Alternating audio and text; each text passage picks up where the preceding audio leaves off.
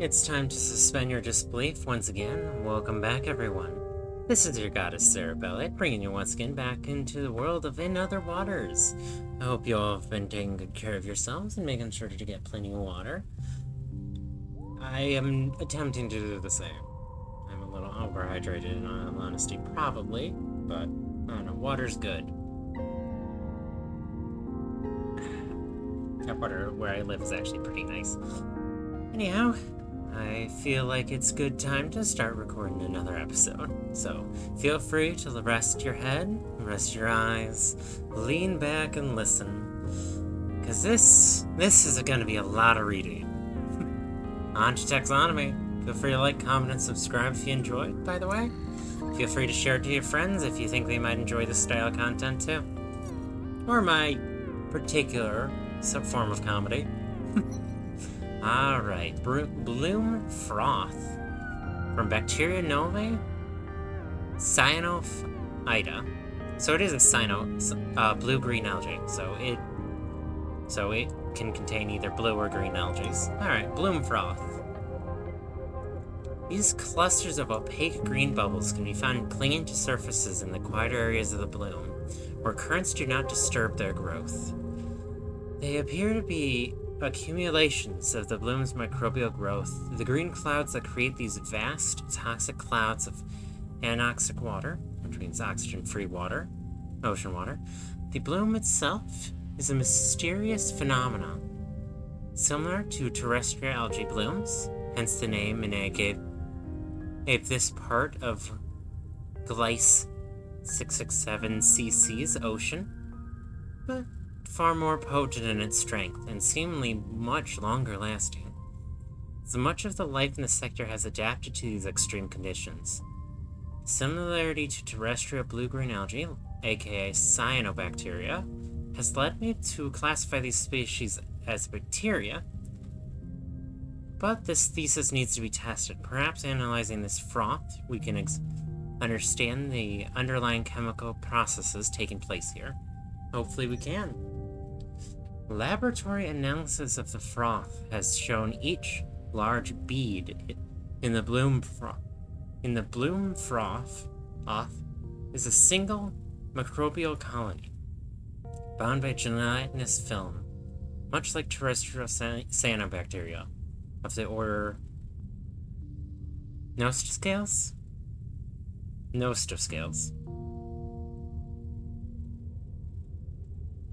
Alright, I'm gonna just go with Nostoscales.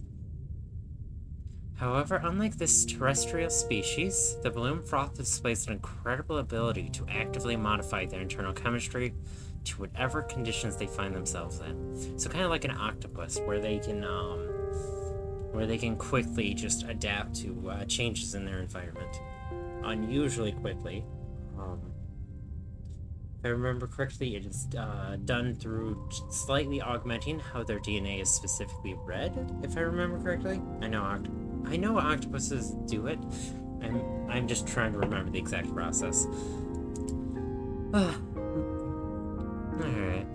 Most bloom froths appear to have diverted to consuming metallic compounds found in unusual abundance in the region of the bloom, rather than sunlight. Okay, so like the deep-sea volcanic vent bacterias. Like my favorite snail, which can also do chemical synthesis of calories from metabolizing the toxic sludge they live in. Rather than sunlight, this has led to the bacteria outputting large volumes of neurotoxins rather than oxygen. It is this which has left the bloom both anoxic and toxic. Okay, so yeah, that's bad. that is very bad. Alright. Oh, so this is in the same family as the spore catchers, the bivalve bloom vein. Bloom veins conceal themselves in bronze-colored shells most of the time, only coming out when the opportunity to feed presents itself.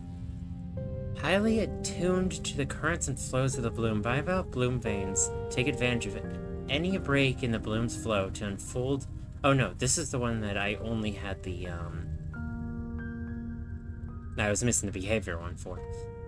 Sampling and analyzing the the bubble growths from the bloom shows that they are a form of algae, but with incredible adaptability. Real algae is pretty ridiculously adaptable too, isn't it? They have a distinctive chemical structure, but notable to the study of bloom veins is the presence of a compound similar to domoic acid within the bloom bubbles. Domoic acid is a neurotoxin known to produce memory loss and confusion in animals, which suggests that the erratic and frantic feeding behavior of bloom veins when feeding is, in reality, a form of frenzy brought on by the consumption of neurotoxin. Oh. So the bloom reverted their brains. Wow, that. Oh goodness, yeah. I have previously read about domoic acid in the past, and yeah, it is some scary stuff. and effects are like pretty extreme paranoia, delusions, and stuff like that, if I remember correctly. I know I say if I remember correctly a lot, but unfortunately I'm not a scientist, so take everything I say with the biggest grain of salt you can imagine. Just a whole salt lick.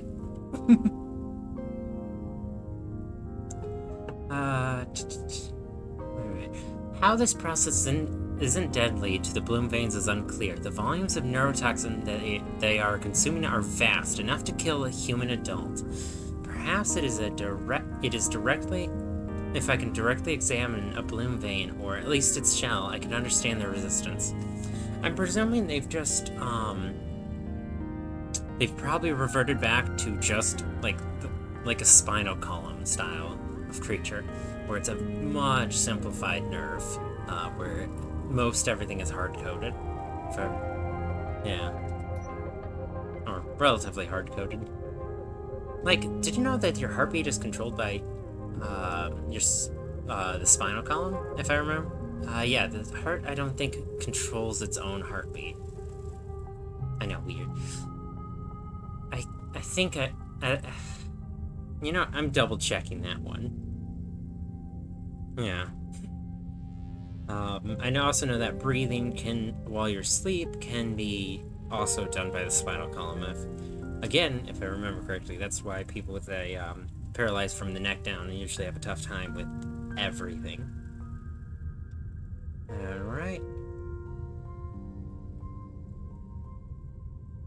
Does the spinal column control heartbeat?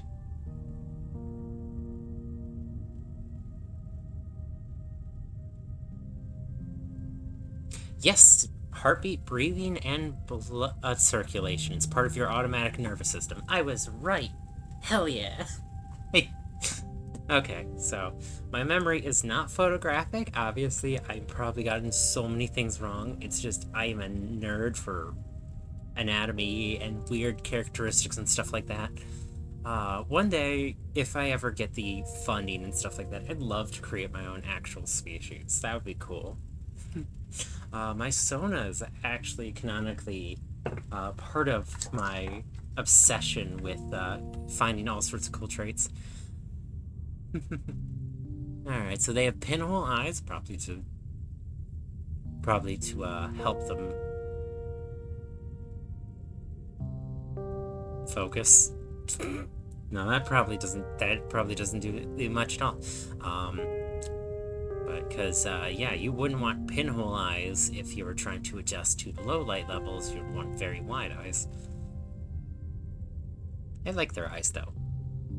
Oh, so, no, it's just like an actual pin shaped. Interesting. I wonder what could cause that. I know, octopus and, not octopus, certain is it cephalopods? Yeah, cephalopods are octopus and stuff like that, right? have those weird eyes that come to a point. I cannot remember what they do at all, so can't help you there. Bloom growth on shell. It's interesting, they... Bivalve opening stages. Very interesting... fish. Finch. Or sort of crustacean-like thing. Because it is a shell. Interesting. Bivalve opening stages. Oh! That's even more interesting. So...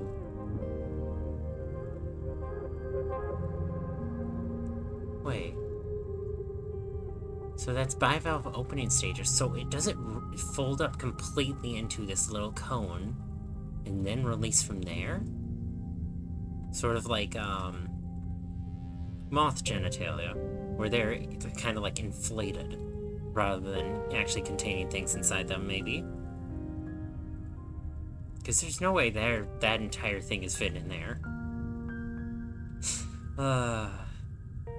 So yeah, flexible vein. So yeah, I'm presuming it's going to be some sort of inflated body.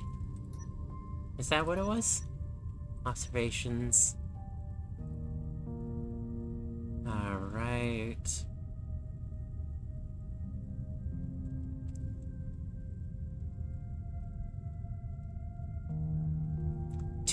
To unfold from their shells. Alright, so yes, I am presuming that they, yeah. So these all probably roll back in and become one of the walls of the shell. So they're probably inflated either with seawater or something, maybe. Interesting. Nesting weavers.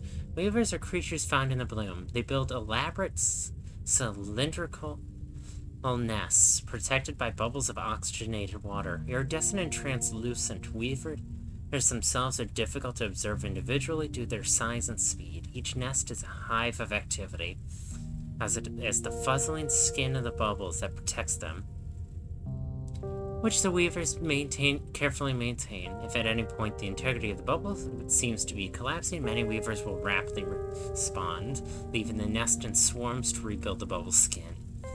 What is it that the weavers are protecting, and how are they shielding themselves so effectively from the bloom?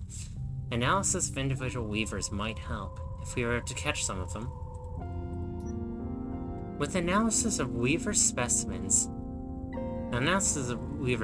shows them to be shelled creatures with a set of jointed mandibles, which they use to handle their threads. These threads are the most fascinating aspect of the weavers. They are silk, but lined with a type of bacteria which lives inside the mouthparts of the weaver.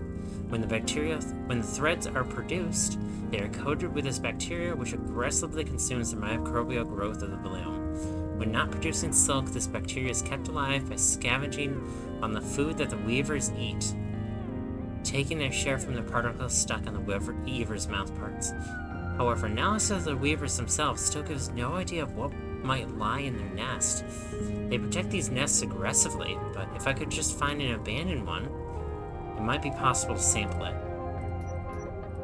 Now, these weavers are really cool. They're almost certainly going to be something interesting. Is that life support getting lower?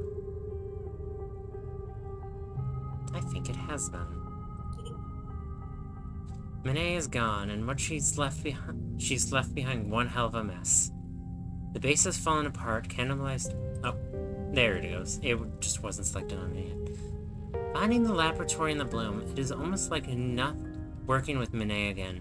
I still have some good memories of Kepler's 62F, hours diving beneath ice on that crystalline ocean, sampling the mineral deposits that Minnie claimed were evidence of life. Our synchronized rhythms in the working silently but in concert. Lying beside her in the too narrow berth, the creak of packed ice rattling down on the base's spine. But those memories come with unwelcome ones attached, ones of Minnie's quiet judgment, her deep sadness, her flaring anger. For a few short months, the subglacial ocean was ours, blocked from the universe outside by 5 kilometers of ice. Its secrets were our own. But Minnie had other secrets too. Seems like I'll never escape her secrets. Here I am living among them, drowning in them, picking through them in search of answers, maybe. Yeah, Ellery, it's definitely something. Nope, that's the wrong penny. Oh, of course, there's going to be quite a few things to sample. Bloom froth source, bloom fan stem, sample request, nesting weavers. Okay. The question becomes, which way do we want to go through this? I think I'm gonna swing down this way first. So I'm gonna want to go left there. And then from there, I'm gonna make the two journey.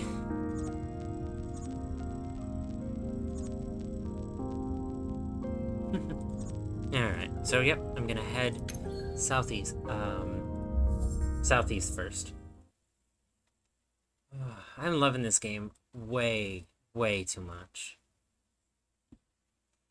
I just love these worlds. I need more games like it. Many more games like it. Alright, back into your little nesty nest. Definitely going to grab some samples, which will be helpful for surviving.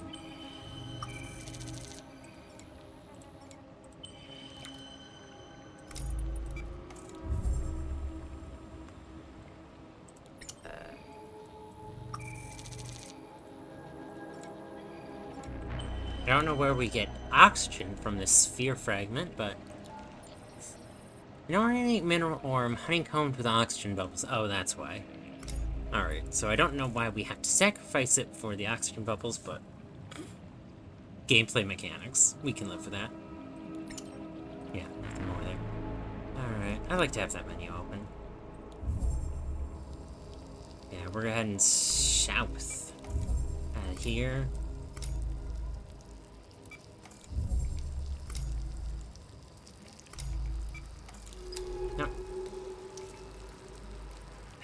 I didn't bring any bloom veins.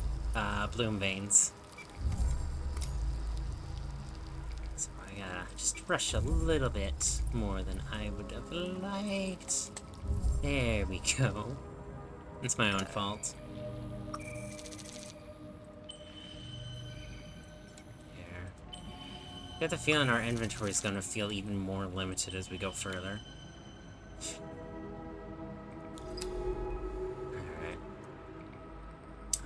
I think what we need to do is further down this way. Toxic waters.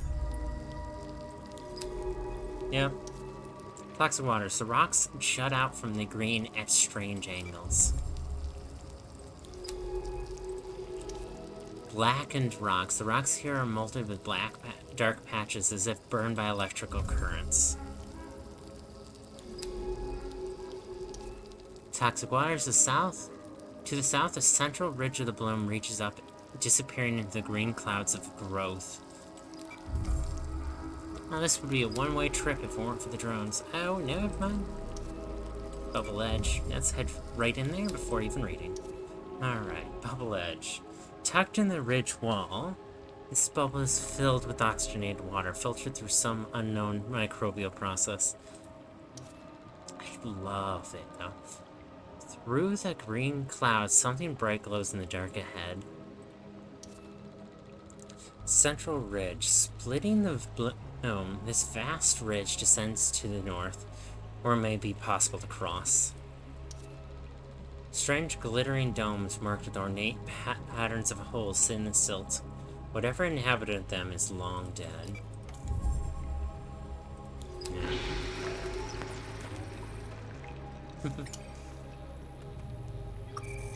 This would be just absurdly cool to see in the real world. And that's putting it lightly. Crystal cylinders, protected by the sheer wall of the bloom's central ridge.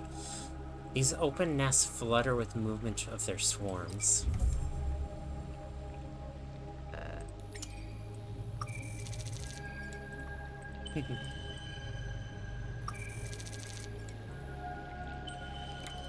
Yeah, in the real world, I think this creature would be the weavers would be the most vital to saving this biome from the bloom. Though it'd probably end up destroying it. Okay, so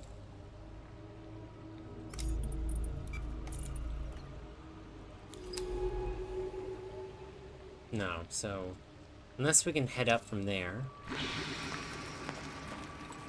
think this was a dead end.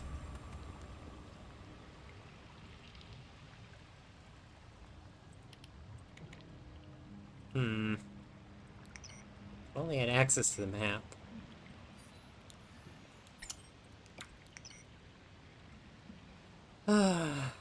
There's just really no map key. I get the feeling we need to go there. I do have enough oxygen. I could just realistically...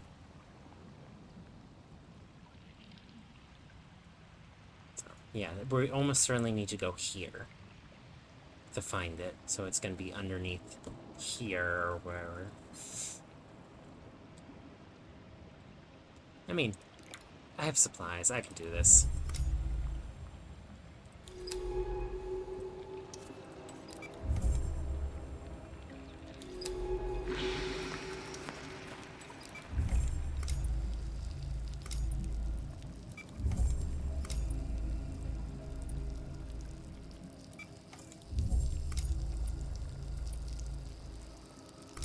Especially because I'll be heading back to the way station here in a second.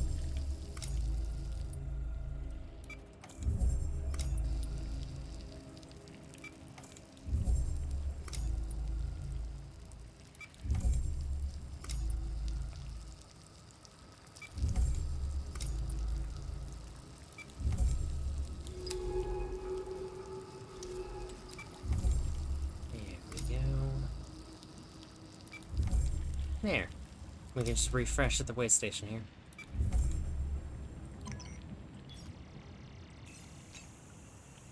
Good, good, good. And we were pretty thorough here, so there's not going to be any starkly new paths or anything, I'm sure.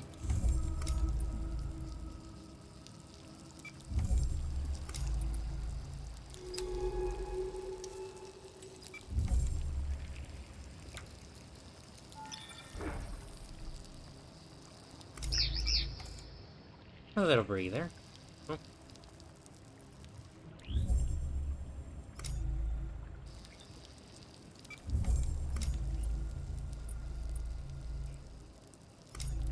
Yeah, the bivalves aren't as helpful as they probably could be.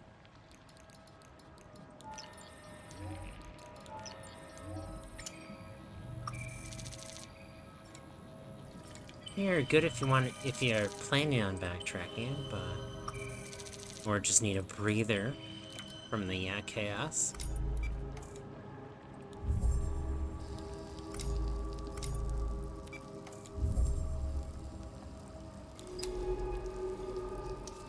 Abandoned base. Monet clearly tried to establish a base here, but was unable to resist the bloom. Why here, so deep in this toxic landscape? Who knows? We're not the ones who've dated Monet. Silt Drift, yes, friend. I will say the bivalves are much more useful.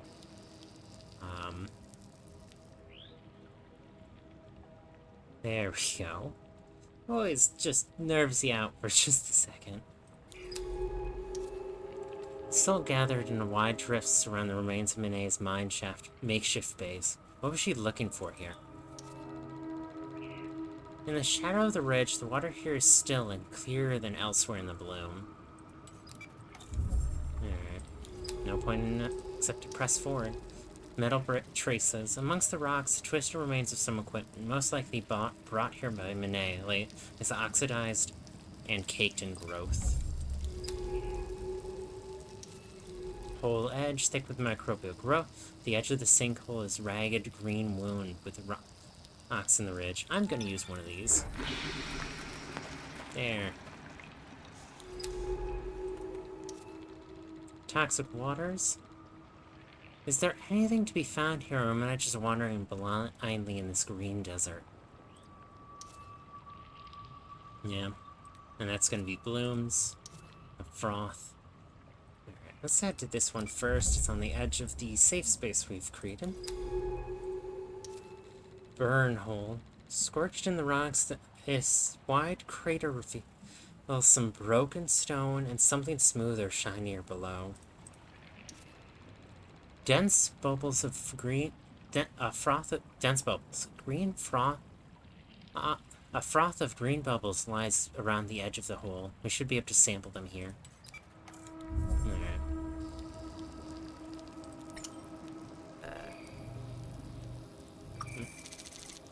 And it's just bloom bubbles.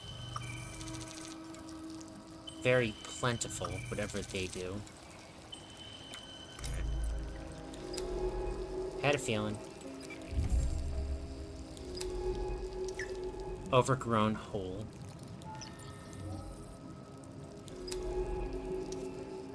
Microbial growth and cobwebs in this dark entrance to the central ridge.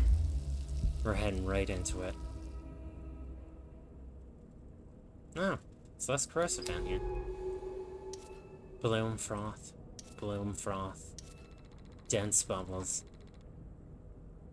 Curved walls streaked with cascades of green bubbles, all glassy and sickly green in the light of the suit's headlamps. Metal seal corroded into the tunnel mouth. The seal is stuck fast. Only way would be to cut straight through it. We're gonna use the bloom to cut it, aren't we?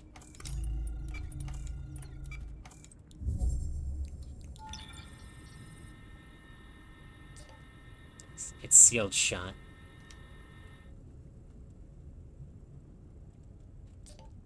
Did Minnie do this? It looks older. This has been here a long time. Oh, so Minnie found a lab that was already here?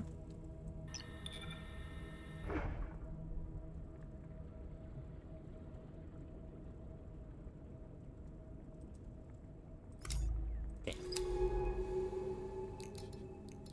No way to cut through it. Thought the bloom might be a good source fit, but apparently not.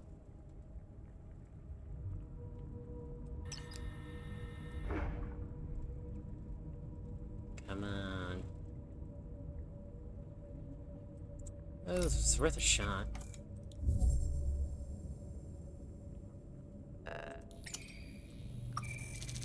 Yeah, bloom bubble. The way it's handing us bloom bubbles, though, it's just, it makes me, it has to be.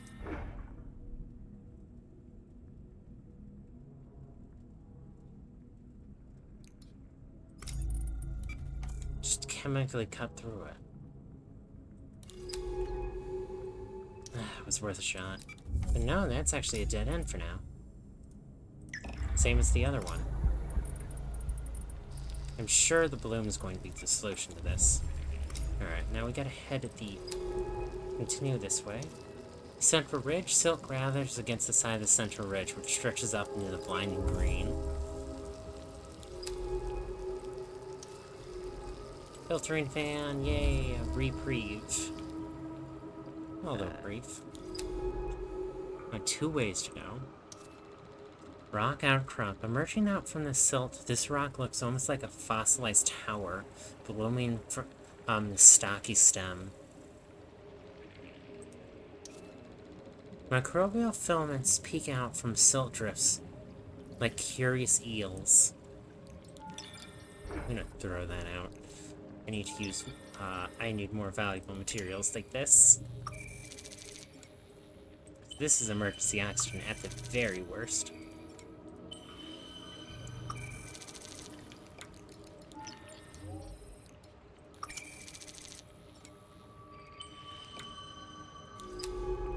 Alright. Should we keep heading south?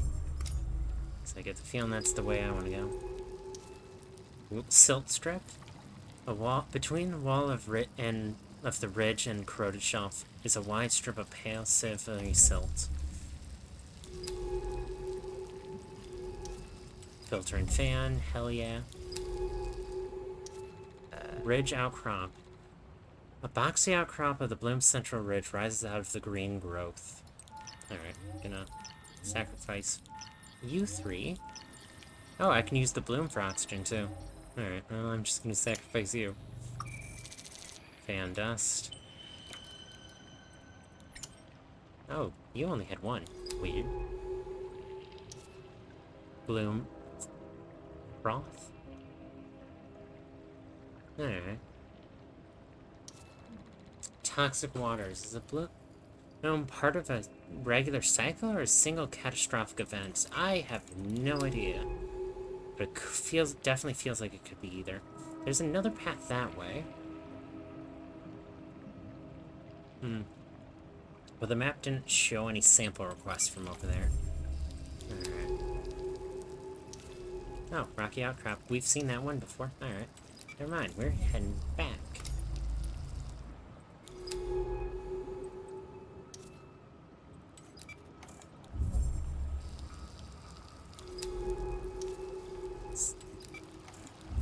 There we go. Narrow passages, thin gap between a boulder and the towering ridge.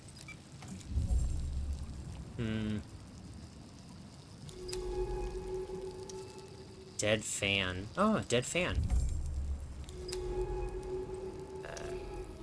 Fan lies at the bed of the green, toppled by the weight of the microbial growth. Its stem exposed. We could sample it here. Yep, and we will.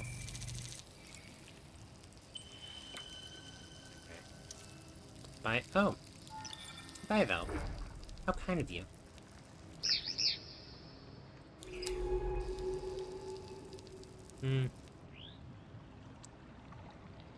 Well, I got one of the samples I wanted to grab. Do I have the supplies to make it back, is the question. Further, is the question. Suppose I could actually head south and continue on to the lab.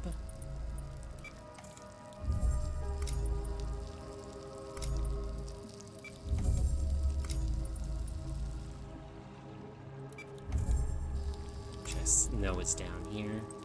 Because that is the ridge just above the lab. Yep.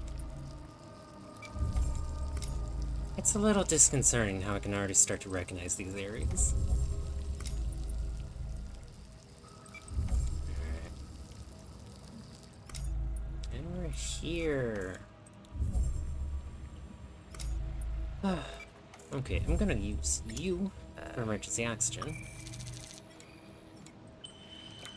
And then I'm going to hit you. Because you are just valuable.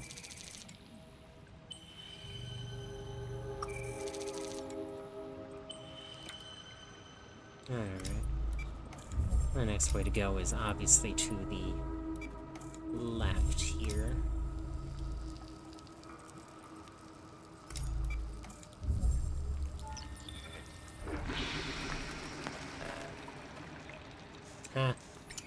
Spaced it out.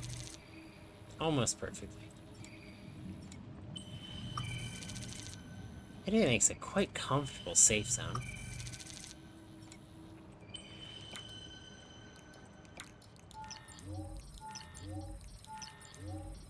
Yeah, the froth is actually quite useful for power and oxygen. Ceramic conductor. Pulled from the base generator, Monet looks to have been using the bloom as a vast microbial fuel cell to power her work here. Abandoned nest. The nest once protected the slab module, but now it is clogged with growth. With the colony gone, we could sample the structure. And exactly what we plan on doing.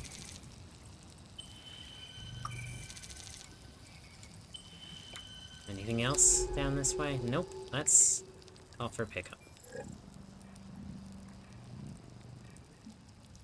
There we go. goodness, this game. This game.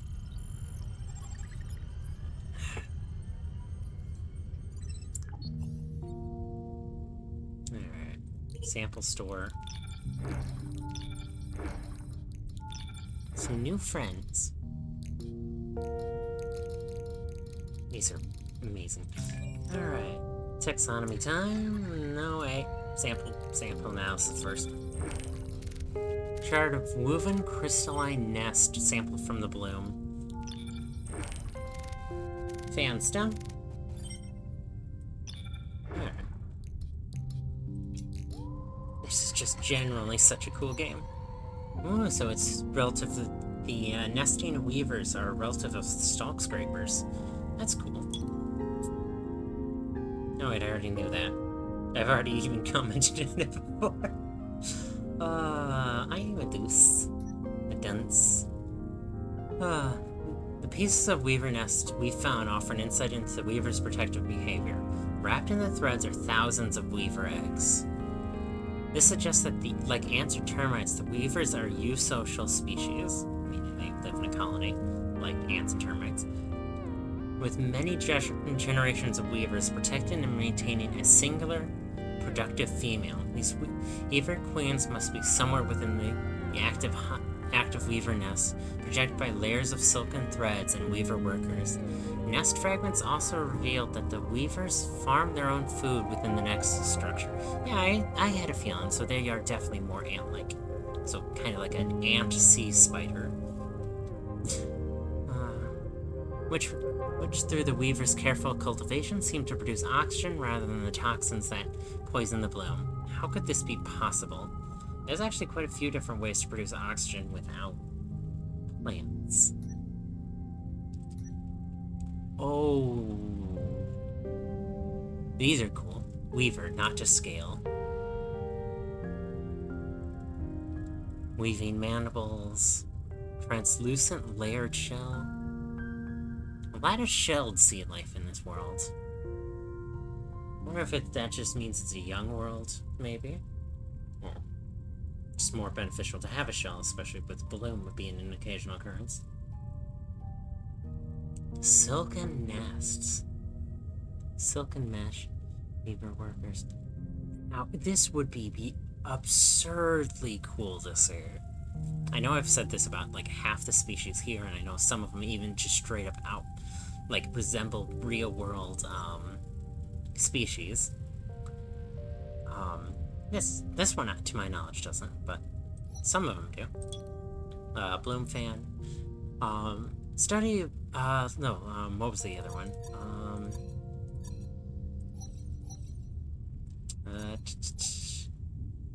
Where is it?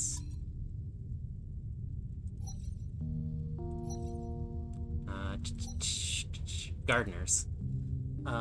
Gardeners actually resemble a creature that is in the real world sea, that has been around since... I can't remember the name of it off the top of my head, but it resembles a creature on Earth that has... If you look up on YouTube, there is a Strange Wilderness episode on YouTube about this. About a creature very like this on Earth, which has existed longer than the concept of blood. So it uses seawater as blood, and it is cool as hell.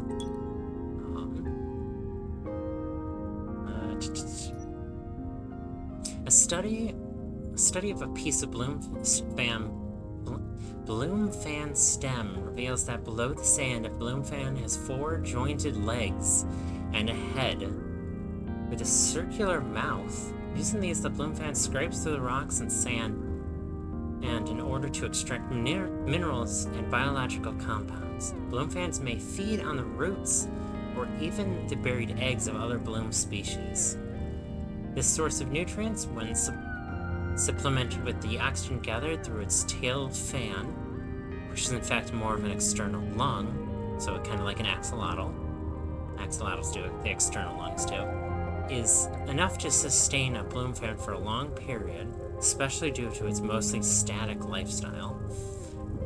What this also suggests is that there may be a larger subterranean ecosystem which remains undiscovered beneath the bloom. Is this where the life has retreated to in these toxic conditions? This would be cool to see. So it is an animal. It's not a plant, it's an animal that just resembles. And in practice functions kind of like a plant because it's producing oxygen. That's cool.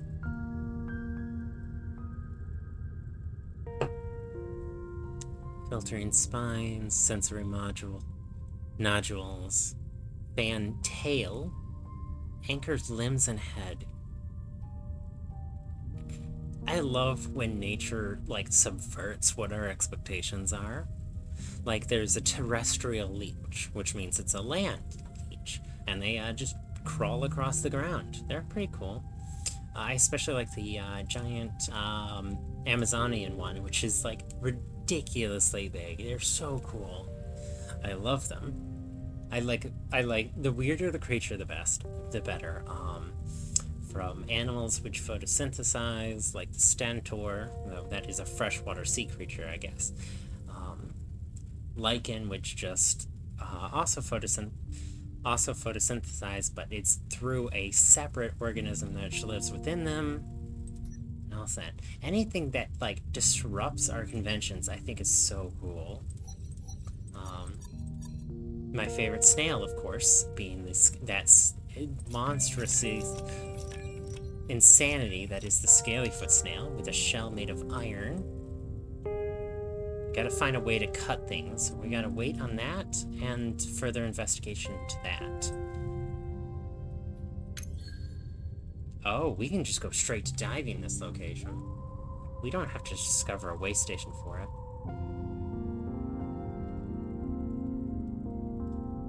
Oh yeah, and before I started this recording today, I noticed we were, 53% of the way through this game.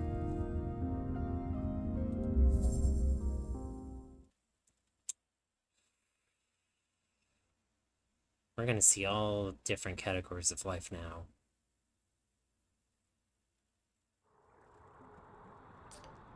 Are you back with me? We are 20 seconds from the ocean floor. Oh. Good, I was getting lonely in here. Oh. We are descending fast. The drop is huge. 1.5 kilometers down. Yeah. Goodness. Oh, there's something around us. Let's stay focused. We have no data on this zone of the ocean.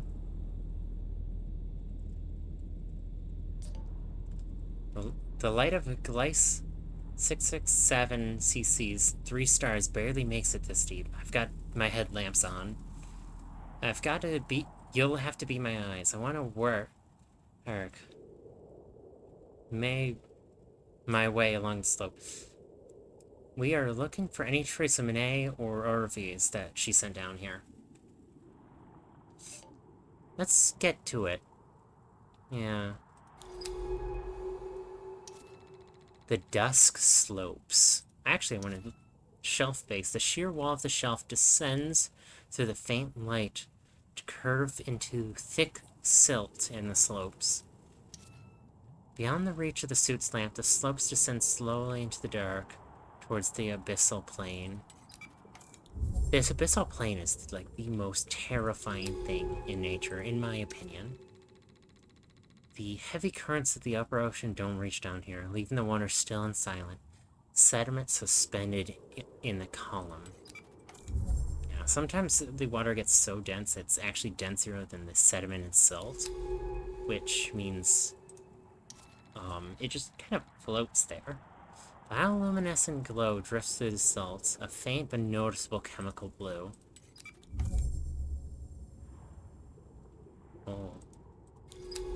Hey, friend. Friend, right? Tangled veil. These drifting veils of materials... Oh, these silken creatures are almost translucent. Apart from those lights, what are they? Cool. That's what they are. Cool as hell. I thought you said there was no currents. The drifting veils of material appear to be creatures of some kind. They are pulsing faintly with pinpricks of light. So usually light this deep is almost always a predatory feature. So this must be some sort of predatory creature. This veil stretches away from the tangles of the group, reaching towards new territories. Oh my goodness. Tangled veil. In the headlamps of the suit, I can occasionally see a vein-like texture on the surface of these veins. What substances sustain them? Possibly decomposer? Or, I'm presuming from the glow, probably actually not decomposer, but instead predatory. Veil edge. Though their soft, shifting forms can be hard to see, this seems to be the mark the edge of one of the veils.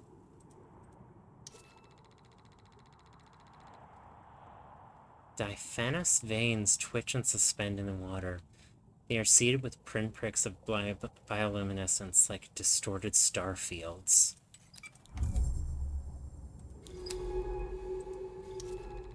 Tangled veil. The veils gathered in a group, which I am calling tangles. They seem to be intentional formulations, but for what purpose? I'm presuming hunting. Tangled veil. The lights the veils produce come directly from beneath their skin. They shift from transparent to light-emitting in undulating waves. Veil clearing, surrounded on all sides by a drifting sheet of bioluminescence. The space is a fluid, shifting interior. Veil passage. Between these two veils, some clear water is visible, a temporary corridor between two hanging sheets.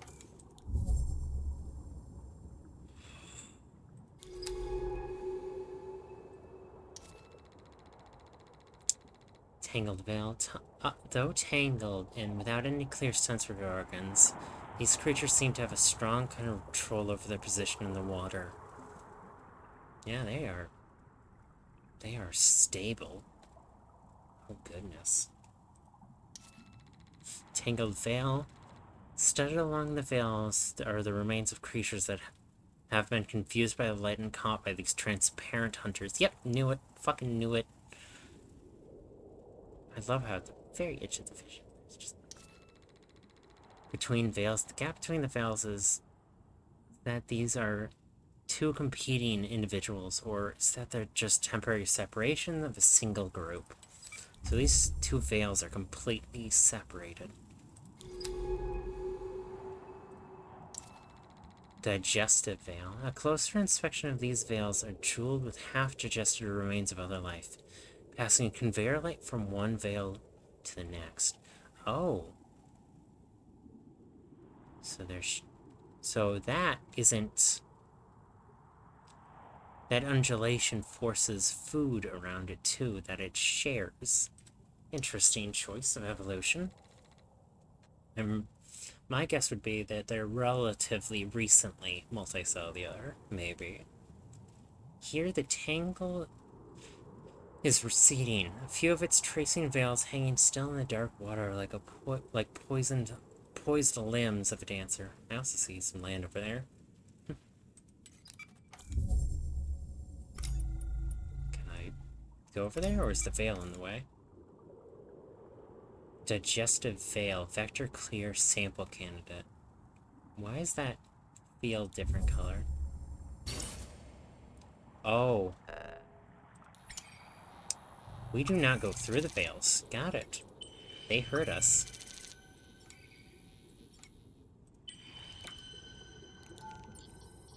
Digestive remains. Unknown creature caught by the veil and partially digested.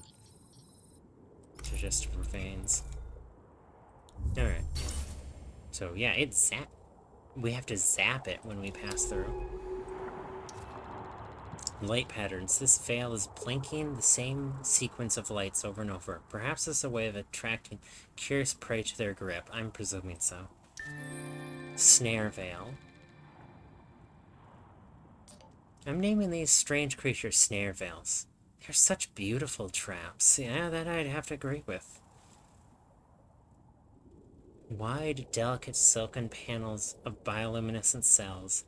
They work in unison to entrap and digest creatures which come too close.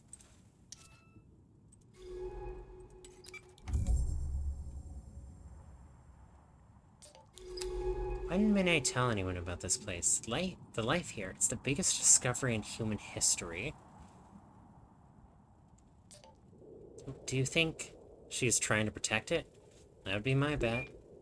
But then why bring me here? Maybe she expects me to keep her secrets too.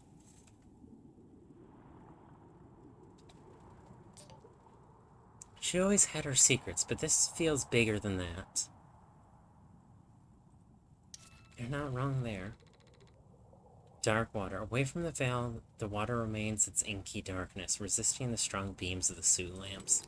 Yeah, once you're this deep in the water, you don't see anything. Silt bank. The silk is gathered around the base of two large outcrops, forming a natural respite from the steady downward pitch of the slopes. Oh, fucking goodness. Layered outcrop. Dark basal layer. Oh, so it's dark basalt layers rise up out of the slopes like fractured towers, each jagged layer carrying drifts of silver silt. So it is a volcanic region. I'm presuming. Basalt does require volcanic activity to work, right? These dark towers of angular stone are telltale signs of volcanic processes active under the planet's surface. Yay! I remembered. Yeah, basalt's an igneous rock. Not metamorphic, not sedimentary.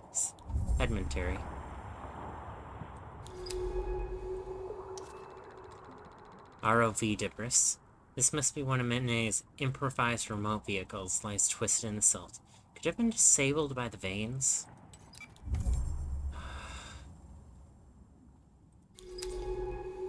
This debris, it's one of Mene's ROVs.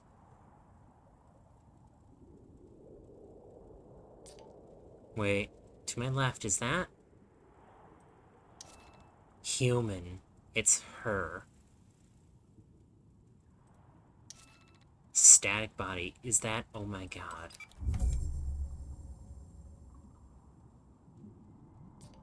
She's here.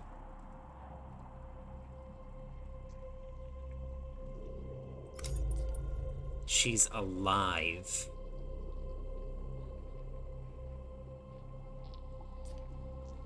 We are reading life signs and she is breathing. That can't be right.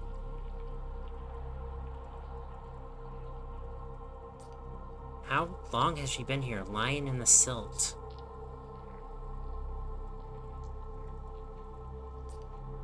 We have to bring her back to the base. But I don't...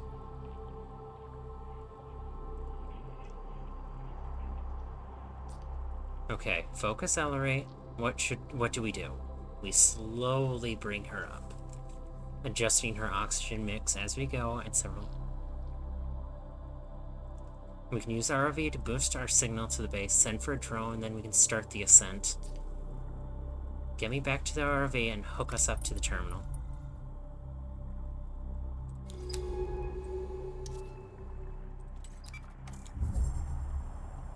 How is she alive?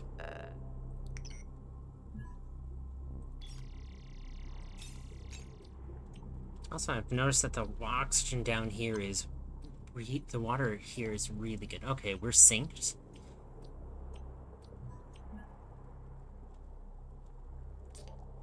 Call the drone now. We need to get her out of here.